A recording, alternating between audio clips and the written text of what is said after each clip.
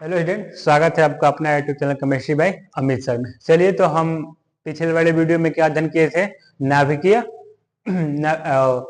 नाभिक की संरचना, नाभिक का कारण हम पढ़ा था। वहां पे हमने न्यूमेरिकल भी किया था और हमने न्यूमेरिकल दो चार किए थे, कुछ परिभाषा भी किए थे उसमें। जो ये वाला हमारा वीडियो रहेगा नाभिक से रिलेटेड रहेगा, क्योंकि एक दिन में तो खत्म होगा नहीं। बोले थे आपसे कि 2 या 3 वीडियो आ सकती है, तो आज ये नाभिक का हमारा दूसरा वीडियो है। तो देखिए, इसका हम पढ़ते हैं। अब जो मोस्ट इम्पॉर्टेंट है ना आपके एग्जाम के लिए, वो चीज बता रहे हैं आपको। बार बार कह रहे हैं कि अगर अभी से हम पूरा अगर किताब पढ़ें तो संभव है नहीं कि हम पढ़ पाए। तो शुरू से देखिए हम करते क्या है, जो चीज मोस्ट इम्पॉर्टेंट है वही आपको बता रहे हैं। अब अपने कॉपी में आप नोट डाउन करिएगा, यदि आपको याद है तो बेहतर, नहीं याद है अगर तो कॉपी में नोट डाउन जरूर करिएगा और साथ साथ में याद करिए। प्रयास करिए ना कि साथ साथ में याद हो जाए। देखिए, दो चीज है हमारा। किताब का नाम डालते हैं नाभिक,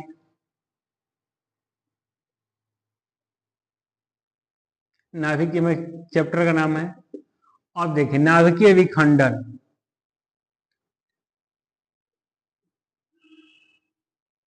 नाभिकीय विखंडन दो चीज है, यहां से हमारा न्यूमेरिकल भी पूछेगा और साथ में आपको न्यूमेरिकल भी कराएंगे। नाभिकीय विखंडन और दूसरा क्या है हमारा, नाभिकीय संलयन। नाभिकीय संलयन। अब दोनों का आप डिफिनेशन सुनिएगा और प्रयास करिएगा कि आप साथ साथ में लिखें। देखिए, नाभिकीय विखंडन, जैसा कि नाम से तात्पर्य विखंडन। विखंडन, कोई भी चीज विखंडन होता है, कहते हैं ना कि ये चीज विखंडन हो गया, यानी टूट गया। क्या हुआ? टूट गया। नाभिकीय विखंडन, जब कोई भारी नाभिक दो या दो से अधिक भागों में टूटता है, दो या दो से अधिक भागों में टूटता है, तो इस क्रिया को क्या कहते हैं हम? नाभिकीय विखंडन। नाभिकीय विखंडन, जब हम कोई भारी नाभिक जब कोई भारी नाभिक दो या दो से अधिक खंडों में विभाजित होता है, बंटता है, टूट जाता है, तो इस प्रक्रिया को क्या कहते हैं हम? नाभिकीय विखंडन। नाभिकीय विखंडन, इसका एक मोस्ट एग्जाम्पल है आपका कि जब न्यूट्रॉन का यूरेनियम पर बमबारी होता है, जब न्यूट्रॉन के यूरेनियम पर बमबारी होता है, तो वह क्रिप्टॉन और बेरियम नामक दो अयवों में विखंडित हो जाता है। यूरेनियम यही ना हमारा 92, यूरेनियम यही है। यूरेनियम का परमाणु क्रमांक कितना है? 92। कितना है परमाणु क्रमांक? 92। तो जब इस पे न्यूट्रॉन की बमबारी की जाती है, ये क्या है हमारे? एक भारी नाभिक है। आई लाइक हम एग्जाम्पल लिए, अगर हम एग्जाम्पल से समझे तो यूरेनियम क्या है? भारी नाभिक है। ये क्या है? भारी नाभिक है। जब इस पे हम न्यूट्रॉन की बमबारी करेंगे, बमबारी किस लिए करेंगे? तोड़ने के लिए। बमबारी किस लिए करेंगे? यूरेनियम को तोड़ने के लिए। तो जब एज लाइक एक एग्जाम्पल हम समझ रहे हैं कि किसी भी भारिक नाभिक जब दो या दो से अधिक खंडों में टूटता है, दो या से अधिक खंडों में विभाजित होता है, इस प्रक्रिया को हम क्या कहते हैं? नाभिकीय विखंडन। यदि हमें एग्जाम्पल से समझाना हो तो यूरेनियम के हमारा एक भारी नाभिक है, यदि इसमें न्यूट्रॉन की बमबारी करेंगे तो यह दो भागों में बटेगा, क्रिप्टॉन और बेरियम। क्रिप्टॉन और बेरियम,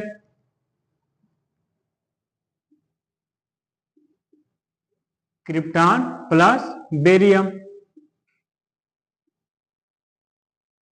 ठीक, क्रिप्टॉन प्लस बेरियम।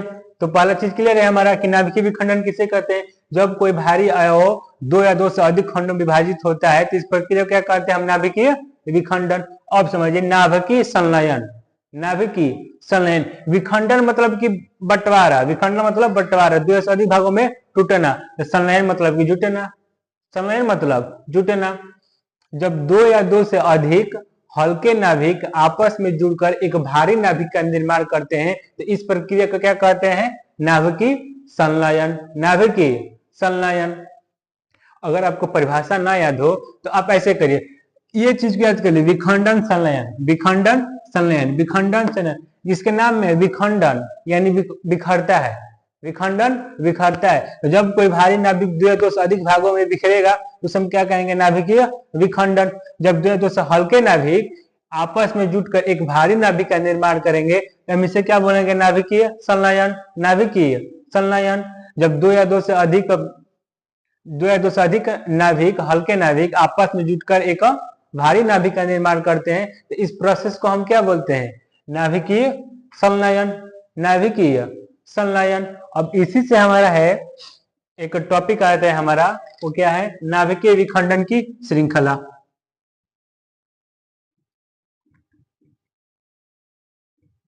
नाभिकीय विखंडन की श्रृंखला,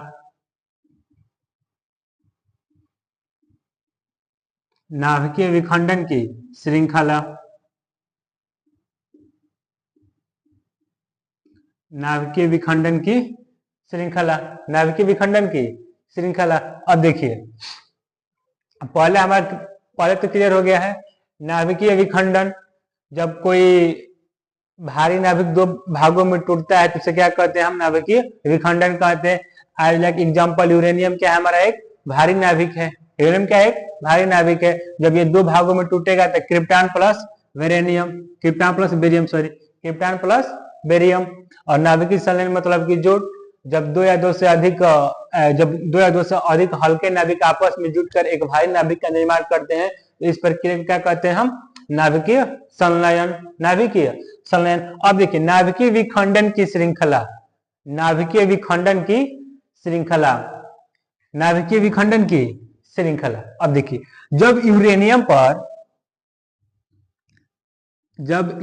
पर न्यूट्रॉनों की बमबारी की जाती है, जब यूरेनियम पर न्यूट्रॉनों की बमबारी की जाती है तो यह 2 भागों में इसका नाभिक बढ़ जाता है, बटेगा ना। कोई भी मान लेते कि हमारा एलिमेंट है, यही हमारे क्या है, यूरेनियम है। जब हम इस पे न्यूट्रॉनों की बमबारी करेंगे, न्यूट्रॉनों की बमबारी करेंगे तो यह दो नाभिकों में बटेगा, 2 या 3 में बटेगा। मान लेते हैं कि दो भागों में बट रहा, 2 भागों में ये बट रहा है, ये हमारे क्या है, यूरेनियम। जब इस पे हम न्यूट्रॉनों की बमबारी कर रहे हैं तो ये 2 भागों में बट रहा, 2 भागों में बट रहा। जब 2 बराबर भागों में बटेगा तो इससे इसके बीच से कुछ ऊर्जा उत्सर्जित होगी। कोई भी चीज जब ये मार्कर है, जब इसको तोड़ेंगे हम तो मान लो एक अधातु है, कोई अगर धातु रहता तो इसको हम तोड़ेंगे तो इसके बीच से क्या होगी, कुछ तो ऊर्जा उत्सर्जित होगी ना। तो यूरेनियम का एक आप गुण पढ़े होंगे कि यूरेनियम से निकलने वाली ऊर्जा जब किसी अन्य एलिमेंट पर या किसी अन्य यूरेनियम पर जाकर टकराती है तो उसे भी 2 भागों में क्या करती है, विभाजित कर देती है। यानी जब यूरेनियम पर हम न्यूट्रॉन की बमबारी करेंगे तो हमारा यूरेनियम क्या होगा, 2 भागों में विभाजित हो जाएगा। जब 2 बराबर भागों में विभाजित होगा इसके बीच से कुछ ऊर्जा निकलेगी, इसके बीच से कुछ ऊर्जा निकलेगी। हो सकता है कि 1 या 2 न्यूट्रॉन भी निकले, इससे 1 या 2 न्यूट्रॉन निकले। क्योंकि जब यूरेनियम 2 भागों में टूटेगा, ध्यान समझिएगा, जब यूरेनियम यहां से 2 भागों में टूटेगा इसके बीच में क्या होता है, नाभिक होता है। जब इसका नाभिक 2 बराबर भागों में टूटेगा तो नाभिक में ही हमारा प्रोटॉन और न्यूट्रॉन होता है। तो प्रोटॉन तो कक्ष छोड़ेगा नहीं, हो सकता है कि न्यूट्रॉन ही 1 या 2 न्यूट्रॉन भी इससे निकले, 1 या 2 न्यूट्रॉन भी निकले यहाँ से।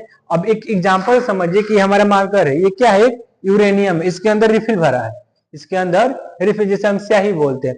अगर हम इसको तोड़ेंगे तो मान लेते हैं कि हमारा यूरेनियम है। जब इसको हम तोड़ेंगे तो 2 बड़े भागों में टूटेगा ना, 2 भागों में टूटेगा। जो इसके अंदर हमारा रिफिल भरा है, जो स्याही भरा है, मान लेते हैं कि हमारा क्या है, न्यूट्रॉन है। क्या है, न्यूट्रॉन है।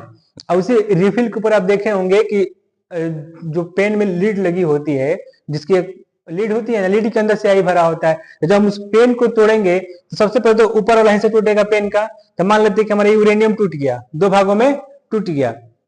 इसके अंदर जो रिफिल है, रिफिल के ऊपर भी एक परत होती है जो लीड के अंदर भरी होती है, तो लीड भी हमारा टूट जाएगा, यानी प्रोटॉन भी टूट गया, लेकिन प्रोटॉन निकला नहीं। लेकिन हो सकता है कि जो हमारा अंदर से रिफिल है, रिफिल कुछ गिर जाए, नीचे रिफिल क्या करे, गिर जाए। तो मान लेते हैं कि रिफिल 1 मिनट के लिए क्या है, हमारा न्यूट्रॉन है, रिफिल क्या है, न्यूट्रॉन है। तो हमारा कॉलम जो हमारा यूरेनियम था, अब आप समझिए कि यहां से जो हमारा यूरेनियम था ये 2 भागों में बट गया, 1 और 2। इसके बीच से जो हमारी ऊर्जा निकली, इससे के बीच से जो ऊर्जा निकली वो अन्य अगर यूरेनियम से टकराएगी तो इसे भी दो बराबर भागों में, तीन बराबर भागों में टूटेगी। यहाँ पर उन्होंने यह बता रहे हैं कि जब यहाँ से ऊर्जा निकलती है तो हो सकता है कि यहाँ से एक या दो न्यूट्रॉन भी निकले, एक या दो न्यूट्रॉन भी निकले। जब तो यूरेनियम का ये गुण है, यहाँ से एक श्रृंखला बन जाता है। जब यूरेनियम पर न्यूट्रॉनों की बमबारी की जाती है तो एक श्रृंखला बन जाती है। कैसी श्रृंखला बनती है वही आपको समझा रहे हैं कि जब हम एक यूरेनियम पर न्यूट्रॉन का बमबारी करेंगे तो वह दो भागों में विभाजित हो जाएगी। जब उसके बीच से कोई हमारा ऊर्जा निकलेगा वो जाकर किसी अन्य यूरेनियम पर टकराएगा तो उसे भी दो बराबर भागों में विभाजित करेगा। उससे फिर जो ऊर्जा निकलेगी किसी अन्य यूरेनियम से जाकर टकराएगी। इसके बीच से जो हमारी ऊर्जा निकलेगी, ये क्या है हमारा ऊर्जा है, इसके बीच से हमारी जो ऊर्जा निकलेगी वह फिर किसी अन्य यूरेनियम से जाकर टकराएगी और इसे भी दो बराबर भागों में विभाजित करेगी। यानी कहने का तात्पर्य हमारा यह है कि यदि हम किसी एक यूरेनियम पर न्यूट्रॉनों की बमबारी कर दे तो वह दो बराबर भागों में बट जाएगा, लेकिन उससे जो ऊर्जा निकलेगी हो सकता है एक या दो न्यूट्रॉन भी निकले। उससे जो हमारी ऊर्जा निकलेगी अन्य यूरेनियम पर जाकर टकराएगी तो उसे भी दो बराबर भागों में या तीन बराबर भागों में बांट देगी, मतलब उसे भी तोड़ेगी। फिर उससे जो ऊर्जा निकलेगी किसी अन्य यूरेनियम से जाकर टकराएगी उसे भी तोड़ेगी। फिर उससे जो ऊर्जा निकलेगी अन्य यूरेनियम से जाकर टकराएगी उसे भी एक तोड़ेगी। इससे एक श्रृंखला का निर्माण होता है जिसे नाभिकीय विखंडन की श्रृंखला कहते हैं। यह क्रिया तब तक चलती रहेगी जब तक कि हमारा पूरा यूरेनियम समाप्त ना हो जाए, पूरा यूरेनियम समाप्त ना हो जाए। आप सुने कभी कि फैक्ट्री में अगर यूरेनियम बहुत खतरनाक चीज है, यदि कभी आग लग जाए तो जल्दी बुझता नहीं है। आप सुनेंगे कि उसका एक श्रृंखला बन जाए तो वो टूटता ही रहता है और जितना टूटेगा उससे उतना मात्रा में उसे ऊर्जा उत्सर्जित होगी। जितना यूरेनियम टूटेगा उतने ही मात्रा में उससे अधिक ऊर्जा उत्सर्जित होगी और वह ऊर्जा जाकर किसे टकराएगी, अन्य यूरेनियम से। जब वो अन्य यूरेनियम से टकराएगी तो उसको भी तोड़ेगी, फिर उससे ऊर्जा निकलेगी। ये तो वही बात हो गई कि जब तक यूरेनियम खत्म नहीं होगा, यदि एक बार यूरेनियम भनक गया मतलब एक बार यूरेनियम अगर विस्फोट हो गया गलती से भी तो वह तब तक नहीं खत्म होगा जब तक वह सारे यूरेनियम को खत्म ना कर दे। तो इससे जो श्रृंखला का निर्माण होता है नाभिकीय विखंडन की श्रृंखला कहते हैं। नाभिकीय विखंडन की श्रृंखला कहते हैं। आप समझ गए होंगे कि नाभिकीय विखंडन क्या है, नाभिकीय संलयन क्या है, नाभिकीय विखंडन की श्रृंखला क्या है। अब ठीक इससे हम एक न्यूमेरिकल बनाते हैं। देखिए अब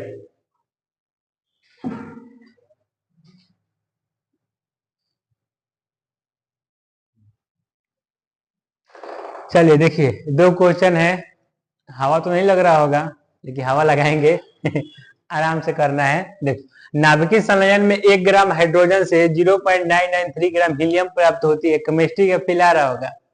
अब देखिए यदि जनित्र की दक्षता 5% हो तो उत्पन्न ऊर्जा की गणना करें, उत्पन्न ऊर्जा की गणना करें। अब थोड़ा सा आप याद करेंगे तो पढ़े आइंस्टीन का समीकरण E equal to MC square पढ़े है ना, E equal to MC square, ये पढ़े आप, E equal to MC square. ठीक, तो देखिए जब भी आपको ऐसा नाभिक में ऐसा आपको क्वेश्चन देखने को मिले कि यदि नाभिकीय संलयन में 1 ग्राम 2 ग्राम कुछ भी से अगर उसका विखंडन होता है तो इतना ग्राम ये चीज प्राप्त होता है। यदि जनित्र की दक्षता 5% हो, यदि परसेंटेज नहीं भी दिया हो, पूछे कि उत्पन्न ऊर्जा की गणना करें।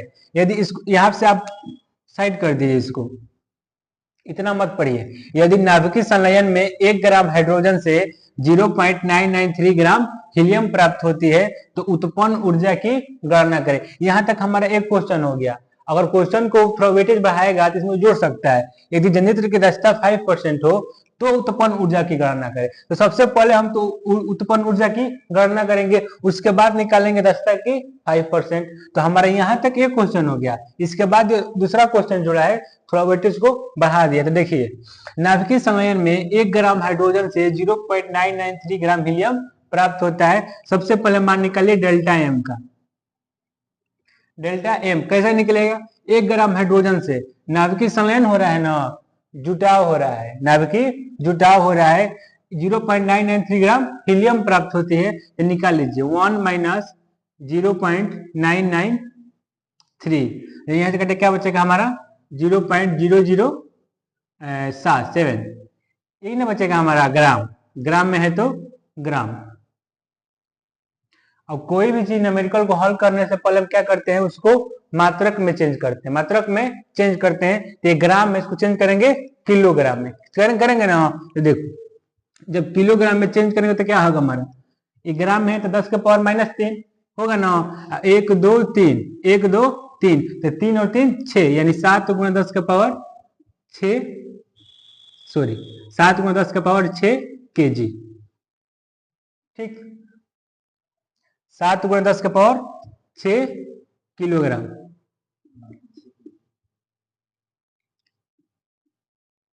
सात गुणा 10 के पावर 6 किलोग्राम। ठीक, हाँ ग्राम में है तो इसे चेंज करेंगे, केजी में तो माइनस ना होगा यहाँ पे, क्योंकि बाटा में फिर आएगा 1000, ऊपर जाएगा तो -3।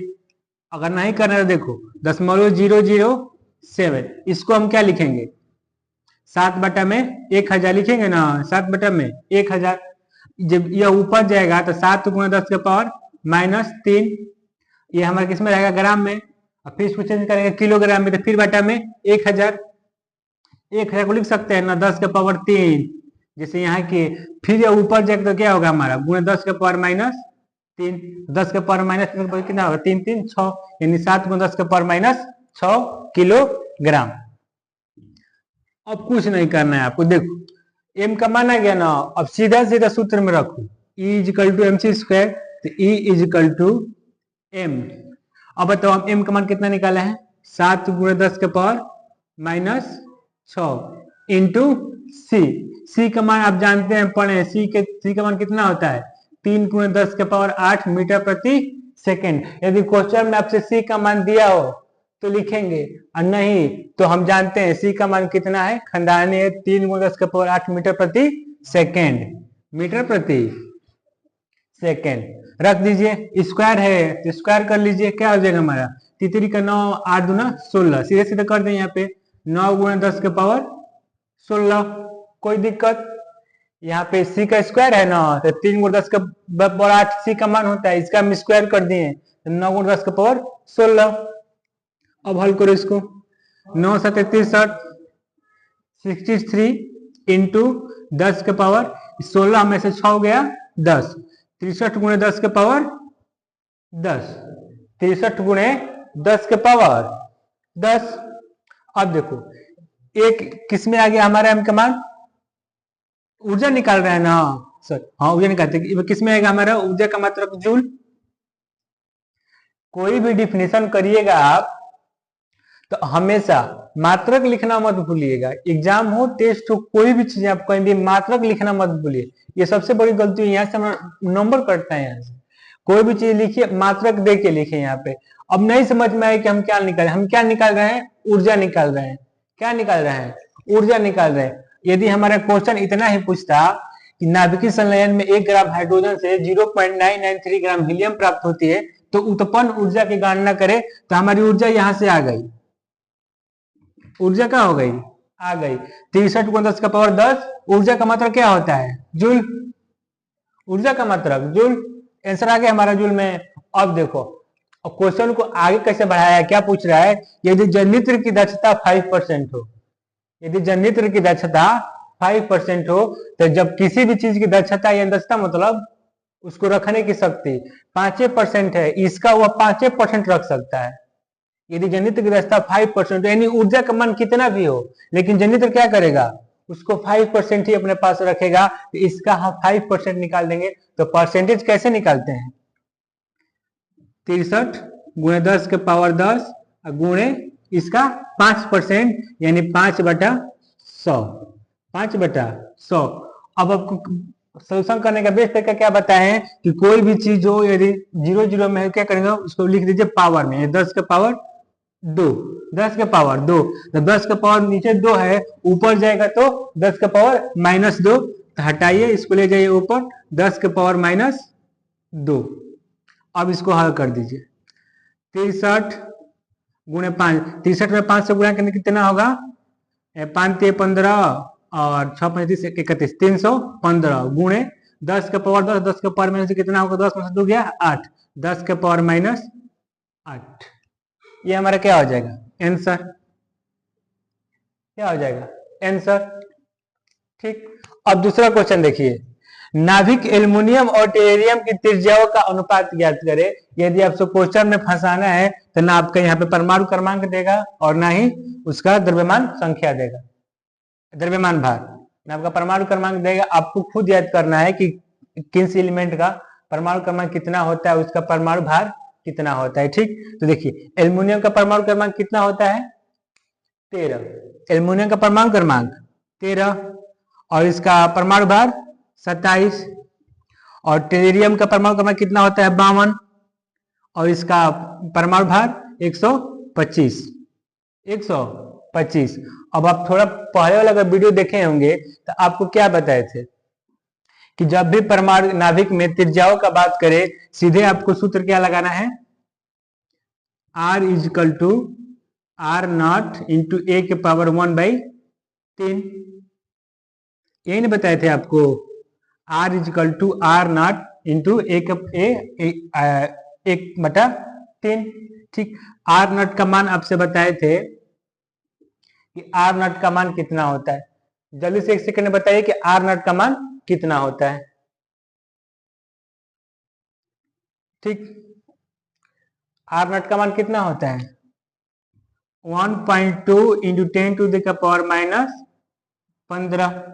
1.2 into 10 to the power minus 15। लेकिन हमें इस क्वेश्चन में नहीं रखना है, हमें केवल ए से मतलब है कि पूछ क्या रहा हुआ, यदि नाभिक एल्युमिनियम और टेरियम की त्रिज्याओं का अनुपात ज्ञात करें। हमें अनुपात ज्ञात करना है, तो देखिए अनुपात करना तो क्या करना है, आर नॉट इंटू ए का मान ले रहे एल्युमिनियम के लिए, तो ए क्या होता है हमारा परमाणु क्रमांक।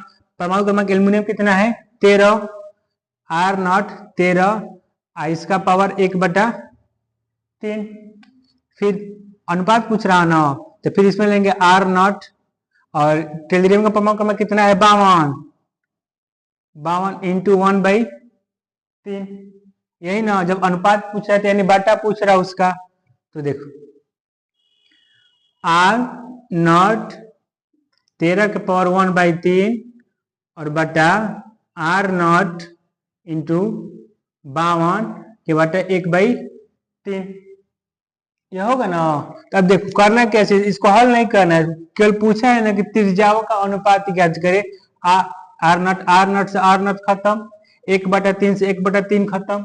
हम काहे के लिए इसका घनमूल निकालेंगे 13 का, जब ऊपर भी घनमूल निकालेंगे नीचे भी घनमूल निकालेंगे तो आपस में कटेगा, तो यहीं पे काट दीजिए। तो अनुपात कितना हो जाएगा हमारा 13 संबंधे 52, 13 संबंधे 52 यानी 13 से कट जाएगा, यानी एक और ये 13 का 52 यानी 1 संबंधे 4, 1 संबंधे 4।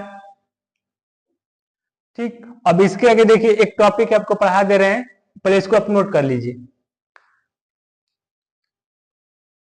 देखिए एक चीज गलती हो गई यहाँ पे हमारे, जो यहाँ पे ए है ना R equal to R not into ए के पावर 1/3, जो ए है ना यहाँ पे एटॉमिक नंबर नहीं है, हम एटॉमिक नंबर लिए थे। ए क्या है हमारा एटॉमिक मास है, यानी द्रव्यमान भार, द्रव्यमान भार। तो एल्युमिनियम का द्रव्यमान कितना है 27, तो यहाँ पे क्या लेंगे हम, सॉरी यहाँ पे क्या लेंगे एटॉमिक भार यानी 27, और यहाँ पे इसका टेरियम का 125, 125, 125। अब देखिए आप यहाँ पे क्या है हमारा 27। अब 27 का हमारे यहाँ पे घनमूल कितना होगा 3, 27 का 3 और यहाँ पे 125 का 5, यानी हमारा आंसर हो जाएगा 3 संबंधे 5। एक चीज आप याद रखिएगा हमेशा, हम भूल गए थे कि जो ए होता है ना इसमें आर नट काउंट जानते हैं 1.2 10 पर माइनस 15, लेकिन जो ए होता है ना इसमें वो हमेशा क्या होता है द्रव्यमान भार, द्रव्यमान भार। देखिए ये दो क्वेश्चन है, करा दे रहे हैं आपको। पहला क्वेश्चन पढ़ते हैं, यदि नाभिक एल्युमिनियम की त्रिज्या 3.6 फर्मी हो तब नाभिक टेरियम की त्रिज्या ज्ञात करें। जो पहले वाले हम क्वेश्चन में कराए हैं उसमें क्या कराए थे हम कि नाभिक एल्युमिनियम तथा टेरियम की त्रिज्या का अनुपात ज्ञात करें। यहाँ पे दिया है पहले से, यदि एल्युमिनियम की त्रिज्या 3.6 फर्मी हो तब नाभिक टेलिरियम की त्रिज्या ज्ञात करें। क्वेश्चन में कुछ नहीं है, जैसे हम वो हल किए थे ना वैसे इसको भी हल करेंगे, लेकिन जो हमारा वहां पे अनुपात आया था यानी R1/R2 का जो मान हमारा आया था, जो भी आया था क्वेश्चन में, वहां पे इसका मान दे दिया 3.6 फर्मी। देखो हम करें, सूत्र क्या होता है हमारा, R is equal to R not into ए के पावर 1/3। ए क्या है हमारा, द्रव्यमान भाग, ए क्या है एटॉमिक मास यानी द्रव्यमान भाग। सीधा सीधा क्वेश्चन में रखो, आर नॉट का मान, आर नॉट का मान हमारे क्वेश्चन में रखना ही नहीं है क्योंकि वह कट जाएगा। R1 equal to R not एक मान एल्युमिनियम, और क्वेश्चन में आपको नहीं देगा, परमाणु क्रमांक न भी याद करके द्रव्यमान संख्या मालूम होना चाहिए। एल्युमिनियम कितना होता है 27, सेम पिछले वाले क्वेश्चन में हम रखे थे। टेलिरियम के 125, टेलिरियम के 125, तो R1 एल्युमिनियम के लिए निकाल रहे हैं हम, तो R1 equal to R naught aluminium का परमाणु भाग 27 यानी 27 का पावर 1/3 यानी सीधे सीधे कह दे रहे हैं हम 3। 27 का पावर 1/3 करेंगे तो घनमूल निकलेगा, निकलेगा ना। 27 के पावर 1/3 करेंगे, 27 का घनमूल यानी 3 लिख दे रहे। R2 इजिकल टू यहाँ पे क्या होगा हमारा, R2 equal to R naught और इंटू ए का पावर 1/3 यानी एक अब किसके लिए आएगा, टेलिरियम के लिए। तो टेलिरियम का परमाणु कितना है 125, तो जब हम 125 का करेंगे 1/3 तो कितना आएगा हमारा, यानी 125 का घनमूल कितना होगा 5। तो सीधे लिख देते हैं यहाँ पे R नॉट इंटू 5। जब हम अनुपात निकालेंगे R1/R2 इजिकल टू कितना हो जाएगा, R नॉट कट जाएगा ना, तो क्या बचेगा हमारा 3/5, 3/5। अब देखो जब हम यहां से क्या कह रहा हो, यदि एल्युमिनियम की त्रिज्या 3.6 फर्मी हो, यदि एल्युमिनियम की त्रिज्या 3.6 फर्मी हो तो हमारा कितना आ रहा 3, और उसका अनुपात कितना हमारा 3/5, 3/5। और वह कह रहा पहले से दे दिया है कि यदि एल्युमिनियम की त्रिज्या 3.6 फर्मी हो, यानी यहाँ पे यदि 3 ना हो कि 3.6 फर्मी होता तो हम क्या करते, तो यहाँ पे करेंगे क्या, जो भी चीज दिया है ना, जो भी चीज बटा में होता है उसका हम क्या करेंगे 5 गुणे 3.6 और बटा में 3, बटा में 3। यदि किसी भी मान, या हमारा क्या आ रहा 3 आ रहा, और क्वेश्चन में कह रहा है कि इसका मान 3.6 फर्मी है। क्वेश्चन में कहा है कि यदि एल्युमिनियम की त्रिज्या 3.6 फर्मी हो, जबकि हम क्वेश्चन सॉल्व किए हैं तो हमारा केवल 3 आ रहा, तो कहीं ना कहीं तो इसमें दिक्कत है क्वेश्चन में, ये तो बढ़ा के दिया है। जब ये बढ़ा के दिया है तो इसका मान भी हम बढ़ा के नहीं, यदि क्वेश्चन में वह 1 को 2 मान, आपको समझाने के लिए बता रहे हैं हम, यदि क्वेश्चन में वह 1 को क्या मान रहा 2 मान रहा, तो हमारा भी जो मूल आंसर यानी मान लेते हैं कि मूल आंसर में कितना आएगा 5, 100 कुछ भी आ सकता है, तो हम भी क्या करेंगे उसका 1 बढ़ा देंगे यानी 6 कर देंगे। तो वो क्वेश्चन में क्या मानना है कि एल्युमिनियम की त्रिज्या 3.6 फर्मी हो, जबकि हमारा R1 equal to 3 fermi, R1 equal to 3 fermi, लेकिन क्वेश्चन में क्या माना है 3.6 फर्मी। तो जो हमारा मूल आंसर आएगा ना उसमें हम क्या करेंगे बढ़ा देंगे। तो इसका बढ़ाने का बेस्ट तरीका क्या है हमारा, जो नीचे वाला होता है ना उसमें जितना बढ़ाया है उसमें गुणा कर दीजिए, और जिसका निकालना है कितना बढ़ाया है उसे क्या करें हम डिवाइड कर देंगे। तो 3.6 और बटा में 3 और गुणे 5, ठीक। तो देखिए आप समझिए, अब इसको हम कटाएंगे तो कितने बार में कटेगा 12×3 = 36 यानी 1.2, और जब हम इसका गुणा करेंगे मल्टीप्लाई करेंगे तो 12×5 = 60 यानी 6 फर्मी, 6 फर्मी। यहां से आपको विकल्प भी पूछ सकता है कि यदि नाभिक एल्युमिनियम की त्रिज्या 3 न होकर 3.6 फर्मी हो तब टेलिरियम की त्रिज्या 5 न होकर क्या होगी, 5 न होकर क्या होगी। बहुत मोस्ट इंपॉर्टेंट बहुविकल्पी है आपके लिए कि यदि एल्युमिनियम की त्रिज्या 3 न होकर 3.6 फर्मी हो तो टेलिरियम की त्रिज्या 5 न होकर क्या होगी। यहाँ पे सीधे सीधे बच्चे गलती क्या करते हैं कि जानते हैं कि एल्युमिनियम की त्रिज्या जब निकालेंगे तो कितना आएगा 3, तो वह 3 से कितना बढ़ाया है यानी 0.6 को बढ़ा दिया है। तो टेलिरियम की त्रिज्या कितनी होती है 5, तो सीधे सीधे क्या करेंगे वह 5 में 0.6 बढ़ा देंगे यानी 5.6 कर देंगे, जो कि सरासर क्या है गलत है। इसके लिए हम करेंगे क्या, सबसे पहले आप हल करिए, R1/R2 का अनुपात निकालिए और जितना दिया है उसमें पहले वाले अनुपात से क्या करिए, भागा कर दीजिए और दूसरे वाले अनुपात से गुणा कर दीजिए, आपका आंसर आ जाएगा 6 फर्मी। जो भी है XYZ आपका आंसर आ जाएगा। तो इसका आंसर कितना होगा, 6 फर्मी। टेरियम की त्रिज्या कितनी होगी, 6 फर्मी। अब जो दूसरा वाला क्वेश्चन है, स्वर्ण के समस्थानिक एवं रजत के समस्थानिक, स्वर्ण को सोना बोलते हैं, रजत को चांदी बोलते हैं। ये हमारा क्या है, परमाणु भार। ऊपर वाला परमाणु भार होता है और नीचे वाला परमाणु क्रमांक होता है। तो स्वर्ण के समस्थानिक एवं रजत के समस्थानिक के नाभिक के त्रिज्या का अनुपात का सन्निकट मान ज्ञात करे। सीधा सीधा सेम क्वेश्चन यही है कि क्वेश्चन का लैंग्वेज चेंज किया है, क्वेश्चन चेंज नहीं किया गया, नहीं किया है, सूत्र लगेगा यही हमारा R = R0 × A⁴ केवल क्वेश्चन का लैंग्वेज चेंज किया है, क्वेश्चन चेंज नहीं किया है। वह सीधे सीधे आपसे कह रहा है कि सोना के एवं रजत के नाभिक की त्रिज्या का अनुपात ज्ञात करें। ठीक, अब इतना आज के लिए, ये आपके लिए होमवर्क रहेगा। अगले वीडियो में इसका हम सोल्यूशन बताएंगे, लेकिन आप करिएगा जरूर।